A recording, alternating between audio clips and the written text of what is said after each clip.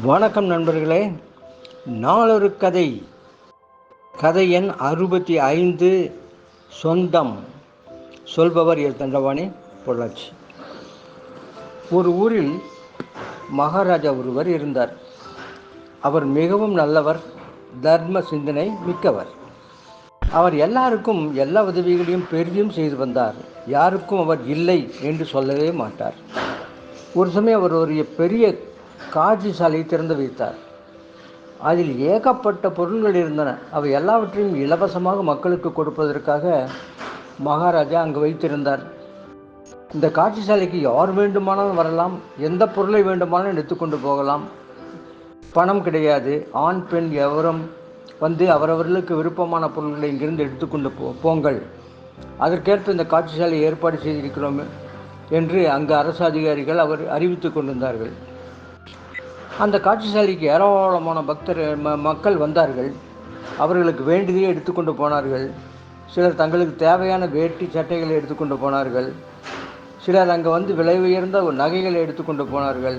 சிலர் அங்கே இருந்த நல்ல புத்தகங்களை எடுத்துக்கொண்டு சென்றார்கள். இன்னும் சிலர் இரும்பு பெட்டிகளை எடுத்துக்கொண்டு போனார்கள். சில பேர் நல்ல பழ வகைகளை எடுத்துக்கொண்டார்கள். அதனால் எல்லாருக்கும் முழு மனநிறைவு ஏற்பட்டது. அங்கிருந்து அவர்கள் மகிழ்ச்சியுடன் திரும்பி சென்றார்கள். காட்சி சாலையை பார்க்க வந்தவர்கள் ஒரு வயதான அம்மா இருந்தார். அவள் மட்டும் அங்கிருந்து எதையுமே தொடவில்லை. அவளுக்கு மனநிறைவு இல்லை. எல்லாரும் ஆச்சரியமாக அந்த அம்மாவை பார்த்தார்கள். ஊர் மக்கள் எல்லாருக்கும் மனநிறைவு, இந்த அம்மாவுக்கு மட்டும் மனநிறைவு இல்லையா?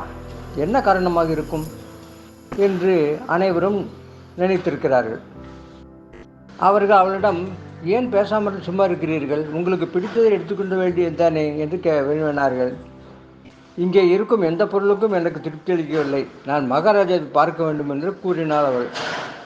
அங்கேருந்து திவான் ஓடிப்போய் மகாராஜிடம் விவரம் தெரிவித்தார். உடனே மகாராஜா ஒரு யானை மீது ஏறிக்கொண்டு அந்த அம்மாவை பார்ப்பதற்காக வந்துவிட்டார்.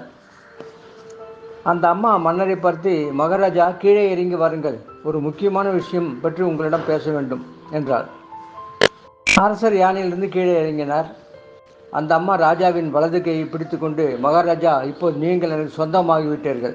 இந்த காட்சி சாலையில் இருக்கும் சின்ன சின்ன பொருள்களையும் விளையாட்டு பொருள்களையும் நான் விரும்பவில்லை. உங்களை பெற வேண்டும் என்பதுதான் விருப்பம். நீங்கள் எனக்கு சொந்தமாகிவிட்டதால் இந்த ராஜ்யத்தின் செல்வம் முழுவதும் எனக்கு சொந்தமாகிவிட்டது என்று கூறினார். மகாராஜா மலைத்து போய் நின்றார். அந்த அம்மாவை கடைசி வரையில் தன் அரண்மனையை வைத்து தாய் மாதிரி கவனித்து கொண்டார். நமக்கு பலவிதமான ஆசைகள். அதனால் அந்தந்த ஆசைக்குரிய பொருள்களை நாம் தேடிச் செல்கிறோம். இப்படி செய்வதால் நமக்கு திருப்தியே உண்டாவதில்லை.